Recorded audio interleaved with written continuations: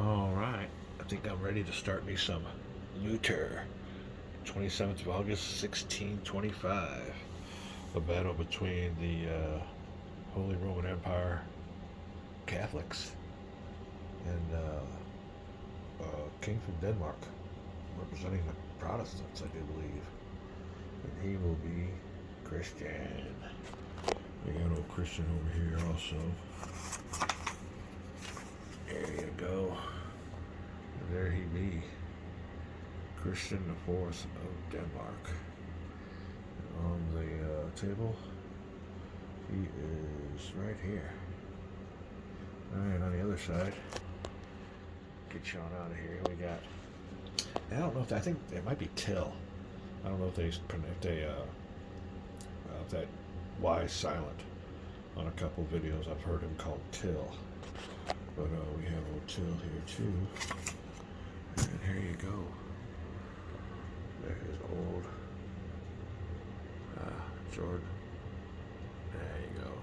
Count of Till. So, yeah, the portrait's pretty good on over here. And like I said, I got these guys. There's old Till. Same thing with the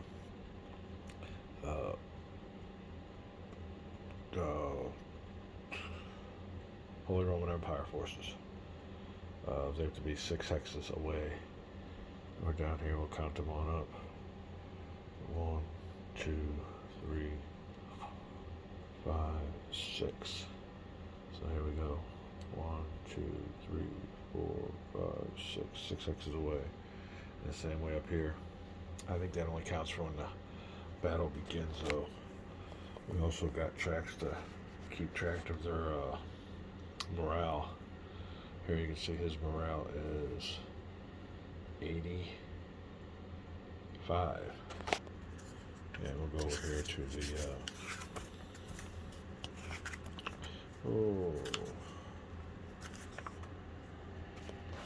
there you go. Zoom in here. He'll start off with 85. When it gets to 168, his whole army's demoralized. And we got the same thing going over here for the Holy Roman Empire player. His morale here is at 106. You can see down here for his morale level. Oh, this thing ain't, what the, zoom or out zoom. Alright. Oh, I have bad problems here. But anyway, let me see what's going on with this thing. There you go, 106 of 182. When he hits that 182 mark, their army is demoralized. Let's see if we can't zoom out here a whole bunch. Alright. Here's the setup of forces. I'll get this out of the way. I was just marking the leaders. But like I was saying earlier, well, we can get these dice out of the way too. These are just telling me that I have to deploy these forces on this side. So we'll get these out of the way because we're all ready to go. But I was telling you earlier, with this one anyway, there's something wrong with this? That I deployed my artillery instead of back down the hills, right up here up front. The only thing bad about that is he gets to go first. So knowing that, I did pull an artillery unit back. And I do believe they have to stop at this river. They won't have enough to get over to my side. That'll cost them 1. This will cost them 2 to get across, and then it'll take them 4 to get over here. So they got to stop there at the river, which is pretty realistic. And I can blast away at them, but they will get first dibs or first go. They only have 2 artillery units. And their plan is to blast their way on through down here down south where I don't have no artillery. That was pretty key, as I guess they were able to get on the battlefield first and reconnoiter, see what was going on. Now I thought about taking his artillery. Oh, let me see. Overheating. Huh. Let me pause this. Alright, well I had it on 8K. So I was going to try to record it that. I still got a freaking red dealie going on right up here. But it doesn't tell me a limit. It just, maybe it's their new way of recording. Something must have updated. I think it did update. The phone did, so maybe that's their new deal. But and it was earlier telling me that I had to empty out my trash because my storage was getting kind of low, and now I did. I got plenty of room. So we are back, and you can see these leaders. I got the leaders on here with me. These are skirmishers, I guess. So I just put them up here to the left, center, and the right. I guess it don't mean nothing, but yeah, that's the way they had them labeled. And these little names here, I guess these are little commanders. Are with these battalions. I'm going to leave a link on the bottom of this video that tells you a lot about these units. It's a miniatures game, and this guy does a great job. His terrain and everything is fantastic, but it just happens to be pike and shot, so I just happened upon it. Sometimes you got to wonder who's listening.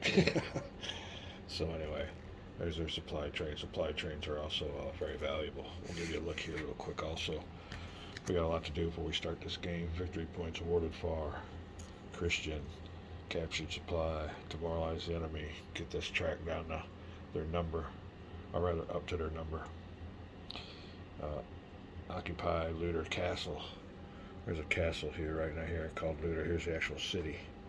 Whoever holds that castle at the end. So kind of need some offensive operations besides defense from the Denmark player. We'll see what's up with that. Tilly, capture him or eliminate him. 20 other leaders, 5 victory points. Now here's our artillery held is 5. Here's a key one.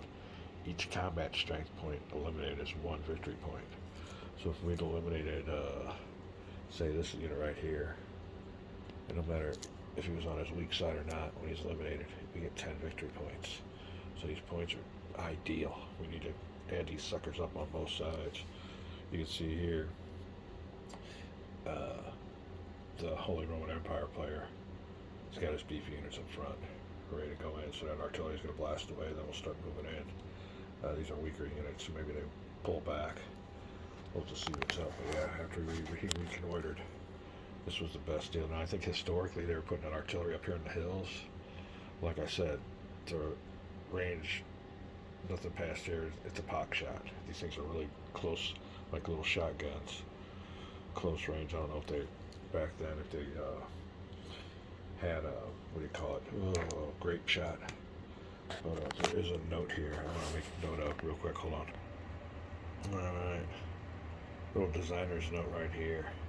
Artillery in this era was weak in terms of being able to cause enemy casualties. Its main effect in game terms was in disrupting the ponderous formations on the battlefield. So there you go. I guess I don't know what the artillery does. We'll find out because we're getting ready to fire this game up and shoot us off a few rounds to start the game. But here you go. Like I said, those units I think are named after their commander. There you go. That's what's going to start it. Coming through that swollen river's a bitch, so we got to go through that bridge, but it's going to be a big bar fight. I haven't had played many tactical games here. They do have what's called, we'll give you some more info. Rule 9.0, if multiple enemy zones of control, that tells you if there's a unit here, and he's in a bunch of zones of control, you got to attack them all as one.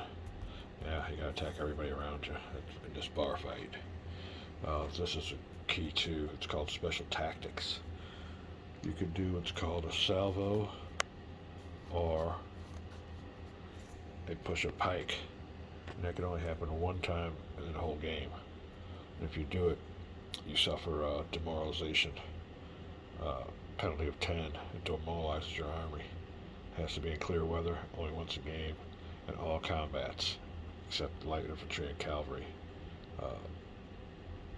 Get the modifiers. It's a special modifier. I think it's probably a plus modifier for whatever side does it. But yeah, it depends on when you want to call it. Do you want to call it on the first turn and use the modifiers and really crush everybody, or wait till your enemy's weak and get ready to demoralize?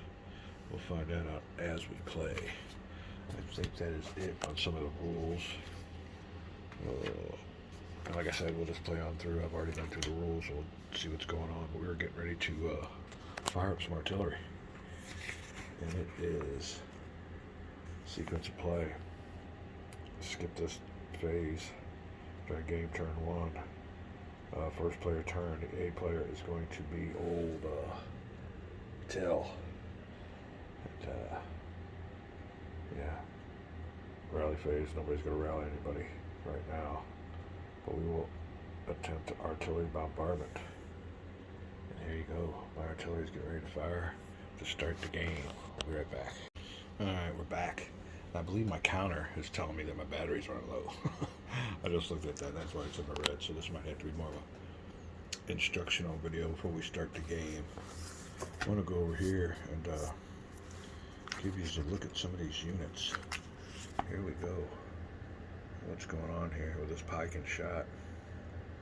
And I'm thinking that this counter right here, push a pike, is when these guys just start putting those pikes out and pushing. Like I said, when I do implement a push a pike, I can only do it once during the whole game. And it demoralizes my army for some reason. Here you got some more of these squares with the pikes. And like I said, I got a John Tiller game that does that. And like it's all right. I mean, it's kind of primitive, but I guess if we played against somebody else, it wouldn't be bad. And let's go look over here because they had some more good illustrations and a good storyline. Like I said, I'll leave a link to the Kings and Generals episodes. Here you go, some more stuff with Lutter. You kind of see what goes on here. So, yeah. Huh. Look at this. Well, they had their artillery right up front, too. Wow. All right, well, here's the historical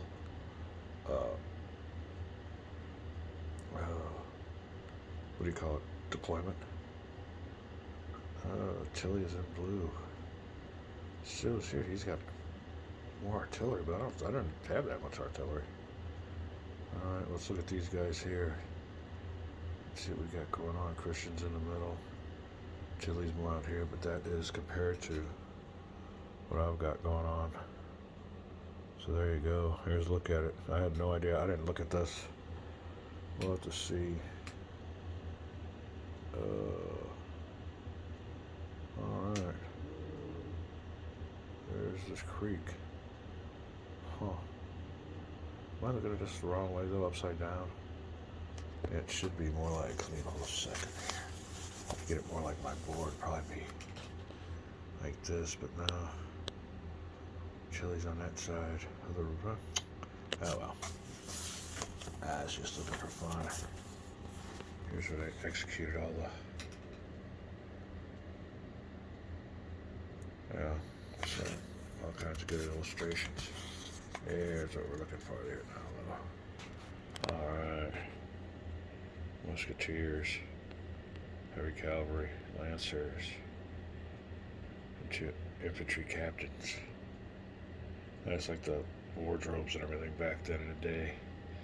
They all got all dialed on up to have those clothes torn up to all hell. Huh. But anyway, I guess it was just the times. Shoo. Crazy. Alright. I think that's about it. Another thing is we do have to roll each turn after this one for fog. Right now it's clear. Am I forgetting about anything else? I don't believe so. We will get going on this game. We'll call this a video, and I want to leave these links for some other videos you can watch when we come back. The cannons will fire. I want to make a note on this about this map I was looking at. I think I've seen something historically, and I might even do that with my leaders. I didn't even think about that, having these leaders around here, but I want to make a little note here. You can see, and this is what I think they said contributed to the Danish defeat. As you can see, there's on his army, he's got leaders on each section going this way. This leader here controls these guys. Tiller might control these guys in the artillery, and Holt controls this section, and Kronberg controls this section. Whereas goofball freaking Christian put Fuchs in charge of these guys up here, Christian in the middle. It's totally unorthodox. And Ryan Grave in charge of these guys. The only problem is, when you naturally fight a battle, this line here will get confused with this line here. And I'm guessing that when you fight, it's less of a opportunity, less of a event that these guys cross this way. But they definitely cross this way. So if you got attacked, his units went back into Christian's line, and it was hard to give them orders. Easier to give orders with lines going this way, sections like it is, and commands and colors, than it is to go this way. And I think that might have led to the demise. It's the confusion. Alright, this will be a video. We will be back. I think I'm going to keep my leaders as they are, though. I'm doing things differently. We'll be back.